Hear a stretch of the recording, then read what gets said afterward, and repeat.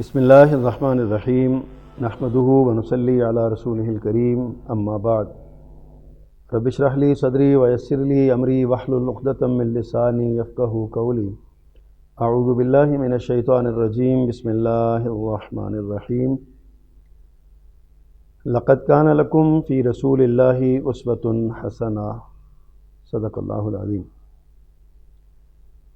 ناظرین کرام، ہر مومن کے دل کی عقیدت، چاہت، محبت اور الفت کا مرکز، محور اور منبع سید الانس والجن، سید کائنات، امام الانبیاء، سیدنا و مولانا محمد الرسول اللہ صلی اللہ علیہ وآلہ وصحبہ وسلم کی ذات گرامی۔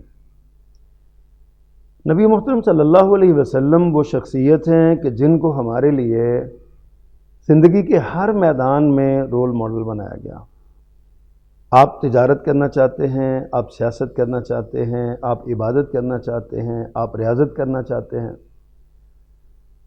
آپ کاروبار کرنا چاہتے ہیں، آپ معاملات کرنا چاہتے ہیں، آپ تعلقات بنانا چاہتے ہیں، آپ قومی اور بین الاقوامی تعلقات کے میدان میں آنا چاہتے ہیں، آپ باپ ہیں، آپ بیٹا ہیں، آپ الغرض زندگی کا کوئی بھی روپ انسان کا یا کوئی بھی شعبہ اور فیلڈ جو ہے وہ ہمارے لیے اس میں رسول اللہ صلی اللہ علیہ وسلم اسوہ حسنہ ہے۔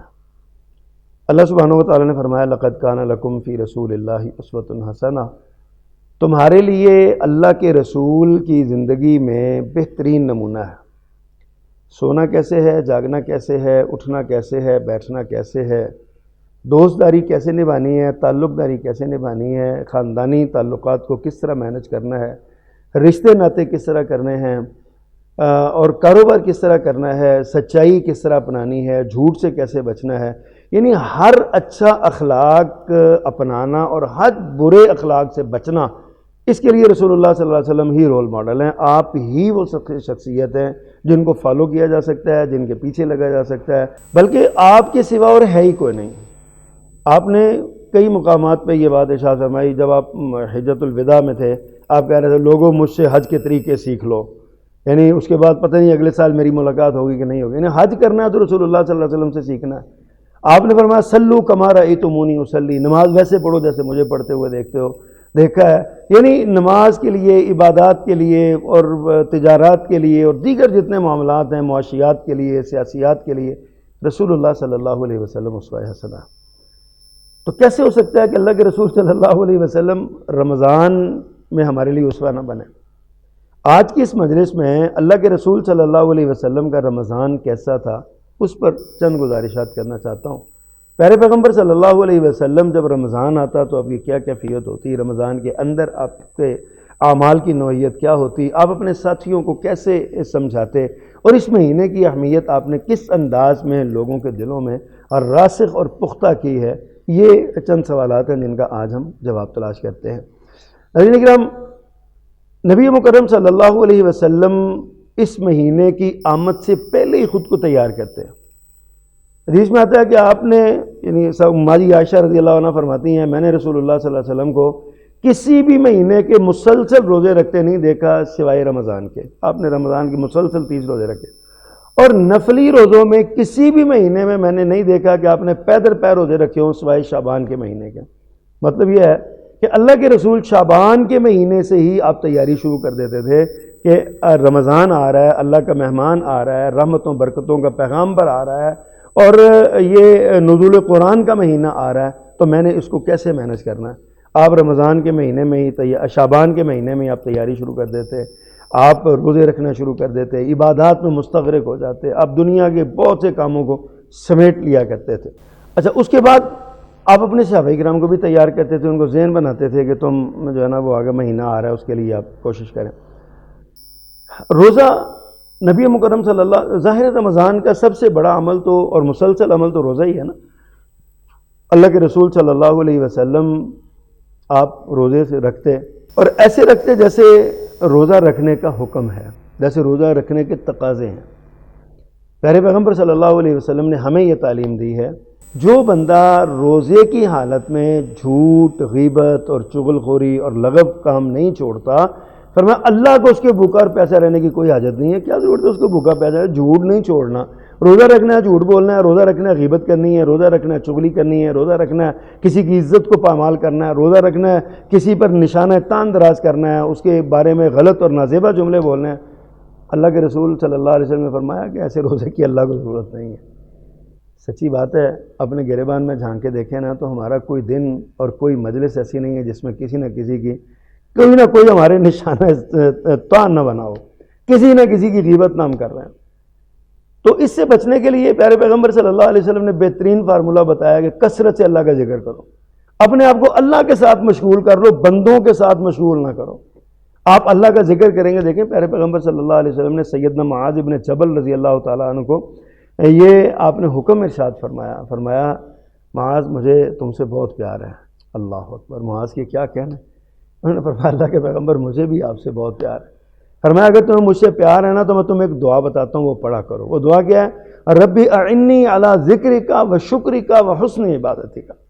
اللہ اکبر. ربی اعنی، اے میرے رب میری مدد فرما، علی ذکرک، تیرا ذکر کروں، و شکرک، تیرا شکر ادا کروں، وہ حسن عبادتک، اور عبادت میں حسن پیدا فرما. میں تجھ سے یہ سوال کرتا ہوں میری مدد کر حسین عبادت میں. اب دیکھیں جو بندہ حسین عبادت کرے، اور حسین عبادت کیسے ہوگی؟ کیا خوبصورت اس کا قیام ہو، کیا خوبصورت اس کا رکوع ہو، کیا خوبصورت اس کا سجدہ ہو. اچھا بندہ جب سجدے میں جائے تو اللہ سے سبحان ربی الاعلیٰ کہے اور اس کا مفہوم بھی اس کو آتا ہو، یعنی اللہ کی عظمت اور عزت اس کے دل میں جاگزیں ہو اور کہ سبحان ربی الاعلیٰ، پاک ہے میرا رب جو بڑا ہی بلند و بالا ہے. یقین جانیے ایسا لذت اور ایسا مزہ آئے گا یہ کہنے میں کہ سجدے سے سر اٹھانے کو جی نہیں چاہے گا. بندہ رکوع میں جائے تو کہ سبحان ربی العظیم، اللہ تو بڑا ہی میرا رب پاک ہے جو بڑی عظمتوں والا ہے. قربان جاؤں کتنے خوبصورت الفاظ جو ہے نا وہ بیان کیے ہیں. اور پھر بندہ جب رکوع سے اٹھے تو کہ حمدن کثیرن طیبن مبارکن فی، کتنی خوبصورت دعا ہے. آپ نماز پڑھا رہے تھے، آپ نے کہا سمی اللہ لمن حمدہ ربنا ولک الحمد، پیچھے سے ایک سے ابھی کی آواز آئی حمدن کثیرن طیبن مبارکن فی، بڑے جوش کے ساتھ اس نے، ایمانی جذبے کے ساتھ اس نے پڑھا. پیارے پیغمبر نے سلام پھیرا اور کہا بھائی کون تھا کس نے جو ہے نا وہ یہ الفاظ کہے ہیں اور کون تھا یہ پڑھنے والا؟ وہ صحابی شاید ڈر گئے ہوں گے کہ میں نے پتہ نہیں کوئی ایسی بات اس سے پہلے کبھی کہی نہیں ہے. تو انہوں نے کہا جی میں حاضر ہوں. میں نے کہا، فرمایا میں نے دیکھا کہ ان جملوں کو لینے کے لیے 30 فرشتے آسمان سے دوڑے ہیں نیچے تاکہ ان کا اجر وہ خود یہ کلمات اللہ کو پیش کرے. تو اگر بندہ محبت کے ساتھ، الفت کے ساتھ، چاہت کے ساتھ، عقیدت کے ساتھ، اللہ سبحانہ و تعالیٰ کی محبت کے ساتھ یہ بندہ کہ حمدن کثیرن طیبن مبارکن فی، خدا کی قسم وہ لذت آئے گی کہ دنیا کے تمام کھانے اور تمام لذتیں ایک طرف، اللہ سبحانہ و تعالیٰ کی تعریف اور اللہ سبحانہ و تعالیٰ کی ثنا کے یہ کلمے یہ ایک طرف، بندہ کہ الحمدللہ رب العالمین. سچی بات ہے اللہ کی تعریف کا کوئی اس سے بہتر کلمہ ہوتا تو اللہ ضرور اپنے قرآن کے آغاز میں وہ جملہ لکھتے. یہ سب سے کمال اور اعلیٰ ترین جملہ ہے. یہ میں کیوں بتا رہا ہوں؟ اس لیے کہ آپ روزے کی حالت میں اللہ کے ذکر میں مشغول رہیں. آپ کا ارشاد ہے جو بندہ روزے کی حالت میں، یہ پیارے پیغمبر کا روزہ ہے نا، اللہ کے رسول نے کیسے روزہ رکھا صلی اللہ علیہ وسلم. آپ روزے کی حالت میں اللہ کا ذکر زیادہ کرتے تھے، لوگوں سے باتیں کم کرتے تھے. بندہ جب لوگوں سے باتیں زیادہ کرے نا تو باتوں میں جھوٹ نکل جاتا ہے. تو بالخصوص ہمارے معاشرے میں تو سلپ ہو جاتا ہے. بعض اوقات ضرورت بھی نہیں ہوتی ہم تب بھی جھوٹ بول دیتے ہیں. عموماً آپ گھروں میں دیکھتے ہیں ایک میاں صاحب گھر باہر سے کوئی سوٹ لے کے آئے ہیں، کپڑا لے کے آئے ہیں، تو گھر میں آ کے نا اب وہ سربراہ ہے گھر کا، اسے کیا ضرورت ہے وہ جھوٹ بولے، لیکن اپنی اہلیہ محترمہ کو، اپنی بیگم صاحبہ کو وہ 300 روپے کا سوٹ کہتا ہے جی 900 روپے کا آیا. اب کیا ہے وہ ڈرتا ہے اپنی محترمہ سے کہ اگر میں ان کو اصل قیمت بتائی تو یہ کہیں گے یہ تو کسی کام کا نہیں ہے. ہمارے معاشرے کا یہ رواج ہے نا، اللہ من شاء اللہ، سب کی بات نہیں کر رہا لیکن جنرلی یہ ایسے ہوتا ہے. اب جب وہ یہ بات کرتا ہے تو اس کے لیے وہ جھوٹ بولتا ہے، حالانکہ وہ کہے کہ میں اتنے کا لے کے آیا ہوں، بات ختم ہوگی، اسے کس نے پوچھنا ہے. لیکن ہم بے مقصد جھوٹ بولتے ہیں، لوگوں کو ہنسانے کے لیے جھوٹ بولتے ہیں. اور اس طرح کے لغویات میں ہم، اب دیکھیے مختلف مقامات پہ ایسے پروگرامز ہوتے ہیں، ایسے چینلز پہ پروگرامز ہوتے ہیں جن کا معاملہ جو ہے نا وہ صرف روزے کی حالت میں ہنسانا ہے اور ہنسانے کے لیے جھوٹ بولا جاتا ہے، جبکہ پیارے پیغمبر صلی اللہ علیہ وسلم بھی کائنات کے سب سے آپ ظریف ہونے میں بھی نمونہ تھے ہمارے لیے۔ آپ نے مسکراہٹیں بکھیری ہیں اپنے صحابہ کرام کے درمیان، لیکن آپ نے جھوٹ نہیں بولا۔ کتنے معروف واقعات ہیں کہ آپ نے ایک خاتون آئی اور اس نے کہا اللہ کے رسول دعا کیجئے میں جنت میں چلی جاؤں، تو آپ نے فرمایا بوڑھی مائی تو جنت میں جائے گی نہیں۔ اب وہ رو پڑی، کہتی ہے جی بوڑھی نہیں جائے گی تو میں تو بوڑھی ہو گئی۔ تو آپ مسکرا کے کہے نہیں، بوڑھیاں جوان ہو کے جائیں گی۔ یہ میرے پیغمبر کی مسکراہٹ تھی، پیغمبر کا یہ ظرافت طبع تھی۔ آپ نے اس طرح کر کے ایک صحابی ہے کہنے لگے جی مجھے اونٹ دیجیے، آپ نے سیدنا بلال سے کہا اس کو اونٹ کا بچہ دے دو، تو اس نے کہا جی نہیں میں نے وہ بچے کو کیا کرنا ہے، میں نے تو اونٹ ہی لینا ہے۔ اللہ اکبر۔ تو آپ نے فرمایا اللہ کے بندے اونٹ بھی تو اونٹ ہی کا بچہ ہوتا ہے نا، یعنی آپ نے جھوٹ نہیں بولا، آپ نے سچ بولا۔ اور یہ تعلیم ہے روزے کی۔ فرمایا من لم یدع قول الزور، جس نہ چھوڑے جھوٹی بات کو اور اس کے ساتھ عمل کو، فلیس للہ حاجۃ فی ان یدع طعامہ وشرابہ، اللہ کو اس کی بھوکا اور پیسہ رہنے کی کوئی ضرورت نہیں ہے۔ اسی طرح رمضان المبارک کا قرآن سے بڑا گہرا تعلق ہے۔ نبی کریم صلی اللہ علیہ وسلم عام روٹین میں بھی قرآن بہت پڑھا کرتے تھے۔ آپ نمازوں میں، نوافل میں، رات کی تاریکی میں، دن کے اجالے میں آپ قرآن بہت پڑھا کرتے تھے۔ لیکن ناظرین کرام جب رمضان آتا تو آپ کا قرآن سے شغف کئی گنا زیادہ بڑھ جاتا۔ آپ قرآن مزے لے لے کے پڑھا کرتے تھے، آپ قرآن اللہ کا کلام سمجھ کے پڑھا کرتے تھے، آپ جناب جبریل کے ساتھ دور کیا کرتے تھے۔ حضرت جبریل آتے، اب دور کا حفاظ کرام سارے جانتے ہیں دور کا مطلب کیا ہوتا ہے۔ ایک بار جناب جبریل پڑھتے تھے، دوسری بار جناب رسول اللہ صلی اللہ علیہ وسلم پڑھتے تھے۔ آپ اندازہ کریں کیسا منظر ہوگا، صحابہ کرام کتنے خوش قسمت ہیں جو یہ منظر دیکھتے ہوں گے کہ جبریل علیہ السلام تلاوت کر رہے ہیں، ادھر رسول اللہ صلی اللہ علیہ وسلم تلاوت کر رہے ہیں۔ کیسا ایک منظر ہوگا، خود رسول اللہ صلی اللہ علیہ وسلم کو کتنا مزہ آتا ہوگا۔ تو قرآن مجید چونکہ اس مہینے میں نازل ہوا ہے، اللہ کے رسول اس میں قرآن پڑھا کرتے تھے صلی اللہ علیہ وسلم، تو ہم امتی ہو کے کیا ہمیں قرآن سے شغف نہیں کرنا چاہیے؟ کیا ہمیں قرآن کے ساتھ مشغول نہیں ہونا چاہیے؟ ہم کیا کرتے ہیں، ہم قرآن کی تھوڑی سی تلاوت بھی ہمارے لیے جنگ اصل ہو جاتی ہے، بڑی مشقت میں پڑ جاتے ہیں۔ حضرات ہمارے اسلاف تو اس مہینے میں قرآن کے 10 دور کیا کرتے تھے، 20 دور کر لیا کرتے تھے، قرآن پڑھا کرتے تھے، قرآن میں مصروف رہا کرتے تھے۔ کیوں؟ اس لیے کہ وہ جو لوگوں کے ساتھ باتیں کریں گے تو جھوٹ، غیبت، چغلی وغیرہ ہوگی۔ میں نے کہا ہم اللہ سے باتیں کرتے ہیں، قرآن اللہ سے، اللہ کا کلام ہے، اللہ سے باتیں شروع ہو جاتی ہیں۔ بندہ کہتا ہے یا اللہ مجھے فلاں عمل کر قبول کر، میں ربنا ظلمنا انفسنا وان لم تغفر لنا وترحمنا لنکونن من الخاسرین، ربنا آتنا فی الدنیا حسنۃ وفی الآخرۃ حسنۃ وقنا عذاب النار۔ بندہ یہ پڑھتا جاتا ہے، قرآن سے شغف ہے نا، قرآن سے محبت ہے۔ میرے پیغمبر صلی اللہ علیہ وسلم رمضان میں قرآن بڑا پڑھا کرتے تھے۔ یہ اللہ کے رسول کی امتی ہو، میں بھی اپنے آپ کو بھی کہہ رہا ہوں، آپ کو بھی کہہ رہا ہوں، اس مہینے میں قرآن زیادہ سے زیادہ پڑھنا چاہیے۔ رسول اللہ صلی اللہ علیہ وسلم رات کی تاریکی میں مصلی پہ کھڑے ہو کے اتنا قرآن پڑھا کرتے تھے کہ آپ کے پاؤں متورم ہو جاتے، سوج جاتے تھے۔ ماں جی عائشہ رضی اللہ عنہا نے کہا اللہ کے پیغمبر، اللہ نے آپ کے سارے، آپ پر گناہ کا داغ ہے ہی کوئی نہیں، اللہ نے آپ کو پاک کر دیا ہے، آپ بری ہیں گناہوں سے، کوئی ایسا معاملہ ہی نہیں ہے آپ کے ساتھ، تو آپ اتنی مشقت کیوں کرتے ہیں؟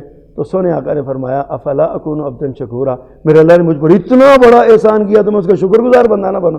یعنی یہ شکر گزاری ہے، قرآن کی زیادہ سے زیادہ تلاوت کرنا، اور پھر رمضان کے مہینے میں بالخصوص جو ہے نا وہ تلاوت کرنا، پھر نمازوں کی حالت میں قرآن پڑھنا، یہ بہترین تلاوت کا وقت ہے، خاص کر کے نماز تراویح میں۔ آج کل تو ہم تراویح سے ویسے ہی معاف ہو گئی ہے نا، ہم پڑھتے ہی نہیں ہیں، نہ مسجدوں میں پڑھتے ہیں نہ گھروں میں پڑھتے ہیں۔ حالانکہ جو لوگ جو علماء یہ کہتے ہیں نا کہ گھر میں پڑھنا زیادہ افضل ہے، وہ گھر میں پڑھتے بھی ہیں، لیکن عام لوگوں نے سمجھ لیا کہ پڑھنا ہی نہیں ہے، یہ ضروری نہیں ہے۔ یہ اللہ کے رسول صلی اللہ علیہ وسلم تو روز پڑھا کرتے تھے، قیام اللیل کیا کرتے تھے، آپ کثرت کے ساتھ تلاوت کیا کرتے تھے قرآن مجید کی۔ ناظرین کرام ہم کتنی تلاوت کرتے ہیں؟ آج اپنا محاسبہ کریں، آج کتنواں روزہ اور ہم نے کتنے پارے پڑھنے ہیں؟ کم از کم 24 گھنٹے میں ایک پارہ تو ہم پڑھیں نا۔ چلے ہم دنیا میں مشغول ہو گئے، نہیں ہمارے پاس وقت ہے، تو ایک پارہ تو کم از کم پڑھیں۔ اول تو کوشش ہونی چاہیے روزانہ 5 پارے پڑھے جائیں، تاکہ 6 دنوں میں قرآن مجید ختم ہو جائے، اور 5 مرتبہ دور قرآن مجید کا رمضان میں ہو جائے۔ بار بار پڑھیں، بار شوق پیدا ہوگا، جذبہ پیدا ہوگا۔ اور یقین جانیے، میں آپ کو اپنے تجربے اور مشاہدے کی بات بتاتا ہوں، آپ قرآن میں جتنا گم ہو کے پڑھیں گے آپ کا جی نہیں چاہے گا قرآن چھوڑنے کو، پڑھتے چلے جائیں گے، پڑھتے چلے جائیں گے۔ تو رمضان کے اعمال میں جو رسول اللہ صلی اللہ علیہ وسلم فرمایا کرتے تھے ان میں ایک تلاوت قرآن ہے، نماز تراویح ہے۔ آپ گھر میں مسجد میں جائیں، 2 4 6 8 رکعت آپ وہاں پہ پڑھیں، گھر آ کے دوبارہ مصلی پہ کھڑے ہو جائیں صبح سحری کے وقت 2 4 رکعتیں، اور اس میں آدھا پارا، پاؤ پارا، جتنا آپ پڑھ سکتے ہیں، چاہے قرآن مجید ہاتھ میں لے کے، نفلی نماز ہے آپ اس میں دیکھ کے پڑھ لیں، تو آپ کو قرآن سے آپ کی محبت پیدا ہوگی، اور نماز میں قرآن پڑھیں گے تو اللہ کا قرب آپ کو زیادہ ملے گا۔ یہ میرے پیغمبر صلی اللہ علیہ وسلم کی سنت ہے۔ اللہ اکبر۔ اسی طرح پھر اس مہینے میں رسول اللہ صلی اللہ علیہ وسلم صدقہ و خیرات بہت کیا کرتے تھے۔ حدیث میں آتا ہے پیارے پیغمبر اجود الناس، لوگوں میں سب سے زیادہ سخی تھے۔ آپ اپنے گھر کوئی چیز نہیں لے کے جاتے تھے، سارا کچھ بانٹ دیتے تھے، بلکہ بسا اوقات تو ایسا ہوتا تھا آپ کے پاس نہیں بھی ہوتا تو کسی ادھارا لے کے دے دیتے تھے کہ یار یہ بندہ جو سوالی آیا نا یہ خالی نہ جائے۔ بلکہ حدیث میں ایک واقعہ آتا ہے کہ ایک دیہاتی سا بندہ آیا، اس نے آگے رسول اللہ صلی اللہ علیہ وسلم سے مطالبہ کیا، اللہ کے پیغمبر مجھے کچھ دیجیے۔ آپ نے اسے اتنی بکریاں دے دیں، بکریوں کا ریوڑی آپ نے اسے دے دیا۔ اب یہ اتنا خوش ہوا، یہ اللہ کے رسول کا امبیسڈر بن گیا۔ یہ اپنے دیہات میں اپنے گاؤں میں جا کہتا ہے لوگوں مومن ہو جاؤ، محمد کا کلمہ پڑھ لو۔ وہ اتنا دیتا ہے کہ غنی کر دیتا ہے، اس کو اپنی کوئی فکر نہیں ہے کہ مجھے کچھ چاہیے کہ نہیں چاہیے۔ حضرات یہ صدقات و خیرات اصل میں اللہ سبحانہ و تعالیٰ نے ہم پر فرض کیے ہیں اس لیے تاکہ دولت کی سرکولیشن رہے، دولت کا سرکل بند نہ ہو، غریب آدمی بھی اپنے عید کی خوشیوں میں شریک ہو سکے، اور امیر آدمی تو اللہ نے اس کو دیا ہوا ہے۔ تو صدقات و خیرات میں زیادہ سے زیادہ جو ہے نا وہ آپ شغف کریں۔ یہ رسول اللہ صلی اللہ علیہ وسلم آپ کے بارے میں آتا ہے، آپ ویسے ہی سخی تھے بہت زیادہ، لیکن رمضان کے مہینے میں آپ کی حالت یہ ہوتی تھی کہ ایسے آپ ہو جاتے تھے جیسے ایک تیز آندھی چل رہی ہے، تیز آندھی چل رہی ہے سخاوت کی، آپ اس طرح لوگوں کو بانٹا کرتے تھے۔ ہم رسول اللہ صلی اللہ علیہ وسلم کے امتی ہیں، ذرا اپنے پہ غور کریں، ہم تو زکوٰۃ بھی صحیح طریقے سے نہیں نکالتے الا من شاء اللہ۔ ہم تو وہ بھی کوشش کرتے ہیں کہ زکوٰۃ بھی کوئی ایسا چور دروازہ مل جائے، بلکہ آج کل ایک دروازہ ہمارے دوستوں نے ڈھونڈا ہوا ہے، سبھی نہیں لیکن بعض لوگوں نے، وہ زکوٰۃ نکالتے ہیں اپنی، کہتے ہیں جی میری 5 لاکھ روپے زکوٰۃ نکلی ہے۔ اب وہ جن کو دینا ہے ان سے وعدہ کر لیتے ہیں کہ اتنے پیسے آپ کو دوں گا، اتنے آپ کو دوں گا، 3 مہینے بعد آپ آ جائیں، 2 مہینے بعد آپ آ جائیں، 5 مہینے بعد آپ آ جائیں۔